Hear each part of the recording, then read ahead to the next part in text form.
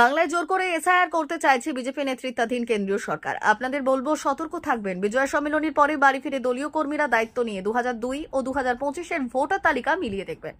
যাদের নাম নেই দেখবেন তাদের সমস্ত কাগজপত্র জোগাড় করে দেবেন। মঙ্গলবার দাঁতন বিধানসভার জাহালদাতে আয়োজিত বিজয়া সম্মেলনের মঞ্চ থেকে এই বার্তা দিলেন জেলা তৃণমূলের সভাপতি সুজয় হাজরা। এদিন দাঁতন 2 নম্বর ব্লক তৃণমূল কংগ্রেসের উদ্যোগে আয়োজিত ছিল বিজয়া সম্মেলনের। মঞ্চে উপস্থিত ছিলেন তৃণমূল কংগ্রেসের রাজ্য মুখপাত্র রিজু দত্ত, দাঁতনের বিধায়ক বিক্রম চন্দ্র প্রধান, নারায়ণগড়ের বিধায়ক সূর্যকান্ত অট্ট, ব্লক তৃণমূল সভাপতি ইফতেখার আলী সহ অন্যান্য নেতৃত্বরা। সেই মঞ্চে ব্লক এলাকার শতাধিক বিজেপি কর্মী যোগ দেন তৃণমূল কংগ্রেসে। তাদের হাতে দলীয় পতাকা তুলে দেন মঞ্চে উপস্থিত নেতারা। দাঁতন 2 নম্বর ব্লক তৃণমূল কংগ্রেসের সভাপতি ইফতেখার আলী বললেন, প্রত্যেক বছর ব্লক তৃণমূল কংগ্রেসের তরফ থেকে এলাকার মানুষজনদের মিষ্টিমুখ করানোর জন্য আয়োজন করা হয় বিজয়া সম্মেলনের।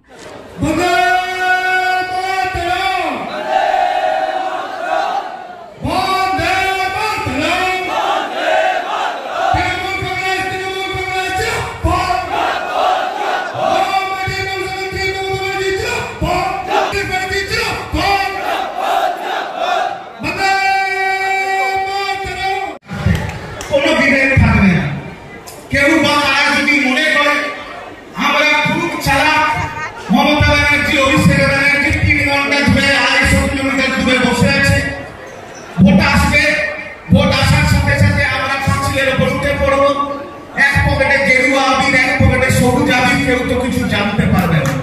তাহলে আমি বলে দিই, এই দাঁতন কারুর পৈতৃক জমি নয়, এটা মমতা বন্দ্যোপাধ্যায়ের জায়গা। আপনারা মমতা বন্দ্যোপাধ্যায়কে আশীর্বাদ করে, আপনারা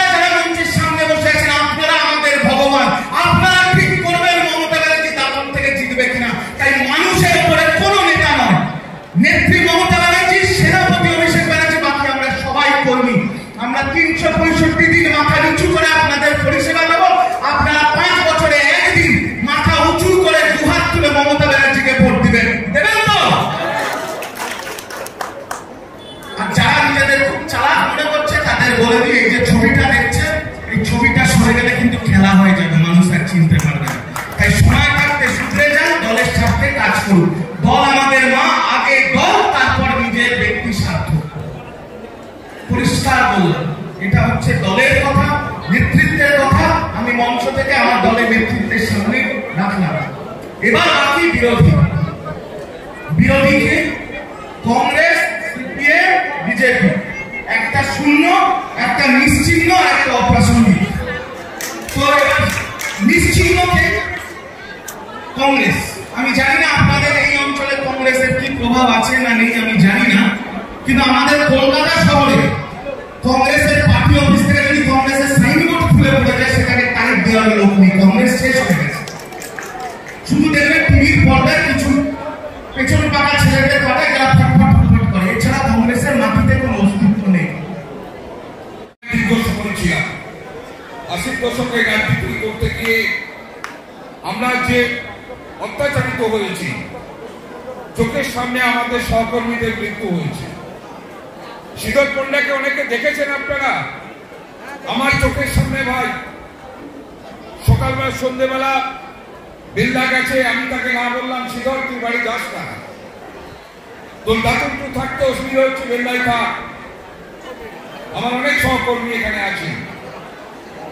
শীতল পণ্ডা মেয়ের জন্মদিনে যাবে বাড়ি, মেয়েকে এত ভালোবাসে, ঘিরে সিপিএম তাকে কুপিয়ে কুপিয়ে কুপিয়ে কুপিয়ে হত্যা করেছে। তার সেই মৃতদেহ দেখে আমার চোখে জল পড়েছিল, আমি কেঁদে গেছিলাম। অনেকেই আছেন, যেদিন সিপিএম দাঁতন 2 ব্লক দখল করে 2002 সাল দাঁতন 2 ব্লক দখল করছে, হরিপুর থেকে একদম ঘিরে ঘিরে বম বন্দুক চালাতে চালাতে সবাই গিয়ে হাজির হলো একটা জায়গায়। সামলা থেকে ফোন হলো, সলিল বাবু আমাকে ফোন করলেন, আমার একটা ছোট্ট 407 গাড়ি ছিল, দাঁতন টু মোহনপুর এই এলাকার কেউ একটা গাড়ি দিচ্ছে না, লরি, লোকগুলো উঠে চলে যাবে অন্যত্র বি সেন্টার নেবে, কেউ একটা গাড়ি দেয়নি। নিজের গাড়ি নিজে চালাতে জানতাম, মাথায় একটা গামছা বেঁধে নিজের ড্রাইভার সেজে যখন আমি যাচ্ছি কলকাতার দিকে, সামলাতে ওই মোড়ে আমাকে ঘিরে বলছে, ভাই তুই কোথায় যাবি? আমি তখন বলেছিলাম আমার প্রয়োজন, আমার কাটলোড হবে, আমি কাঠ আনতে যাচ্ছি। আমি জানি না তারা আমাকে চিনতে পেরেছিল কিনা, চিনতে তারা পারেনি। রাত্রিবেলা তো একটা 407 গাড়িতে খুব বেশি 40 থেকে 50 জন, তাও না 137 জন একটা 407 গাড়িতে উঠে প্রাণ বাঁচিয়ে আমরা সেদিন রাত্রি 2টোর সময় এগরায় পৌঁছেছিলাম। লড়াইটা সহজ ছিল না, লড়াইটা অনেক কঠিন ছিল। সেই লড়াইয়ের সুফল আজকে যারা মঞ্চে আছেন তারা পেয়েছেন। আজকে সেই জায়গায় বাংলার যোগ্য নেত্রী, বাংলার মাননীয় মুখ্যমন্ত্রী আজকেও তিনি এই রোডে দাঁড়িয়ে থেকে মানুষকে পরিষেবা দিচ্ছেন।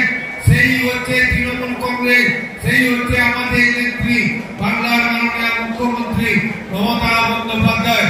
আজকে নিজের পাওয়ার দিক থেকে মানুষকে পরিষেবা দিচ্ছেন। আর কুৎসাকারীরা তারা কুৎসা করছে, যতই কুৎসা করুন।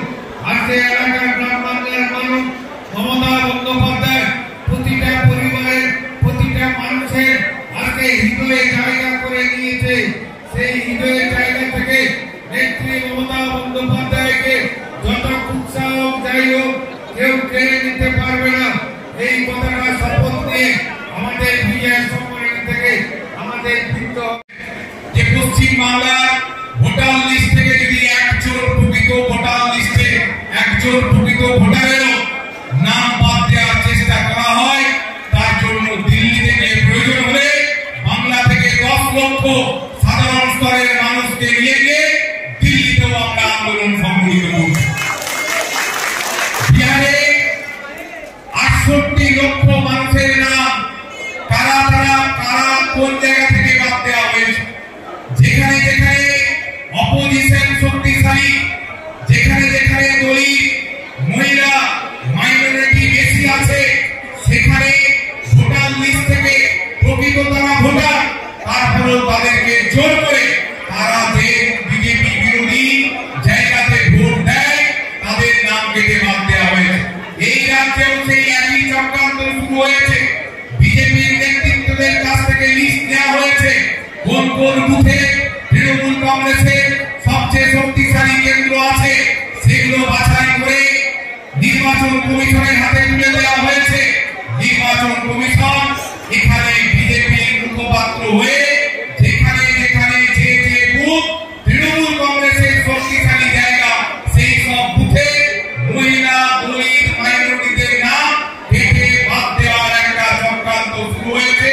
সেই কারণে আমরা এই বিজয় সম্মেলনের মধ্য দিয়ে আমাদের বাংলার যে শিক্ষা সংস্কৃতি আছে, যখন দেখি কথা ওঠে, প্রশ্ন ওঠে যে বাংলা নাকি কোনো ভাষায় নয়, অথচ এই বাংলা ভাষা, এই বাংলা ভারতবর্ষের স্বাধীনতা সংগ্রামে যদি আমরা ইতিহাসের পাতা উল্টাই, প্রত্যেকটা পাতার ছত্রে ছত্রে বাংলার নাম লেখা আছে। প্রতিটা ইতিহাসের ছত্রে ছত্রে বাঙালিদের নাম লেখা আছে। আজকে যখন জানতে পারছি, বুঝতে পারছি, শুধুমাত্র বাংলা ভাষায় কথা বলার জন্য তুলে নিয়ে যাওয়া হচ্ছে, মারধর করা হচ্ছে, বাংলাদেশের বর্ডারে তুলে নিয়ে গিয়ে জোর করে ঢুকিয়ে দেওয়া হচ্ছে। এই সব কিছুর লক্ষ্য একটাই, যেমন করে হোক 26 সালে বাবুদেরকে ক্ষমতায় আসতে হবে। মা ওয়েলফেয়ার ফাউন্ডেশন নেশা মুক্তি ও পুনর্বাসন কেন্দ্র বিজ্ঞানসম্মত আধুনিক পদ্ধতি ও অভিজ্ঞ চিকিৎসকদের দ্বারা চিকিৎসা ও কাউন্সেলিং করানো হয়। নেশার প্রবণতা থেকে বের হওয়ার জন্য চাই সৎ ইচ্ছা। এই নেশাসক্ত ব্যক্তিদের নানান সমস্যার সম্মুখীন হতে হয়। তারা চাইলেও এই পথ থেকে বেরিয়ে আসতে পারেন না, হতাশ ও একাকিত্ব বোধ করেন। তাদের ভুল পথ থেকে স্বাভাবিক জীবনে ফিরিয়ে আনতে আমরা বদ্ধপরিকর। মাদকাসক্ত ব্যক্তি পাগল নয়, খারাপ নয়, তারা শুধুই অসুস্থ। প্রয়োজন শুধু সঠিক চিকিৎসা।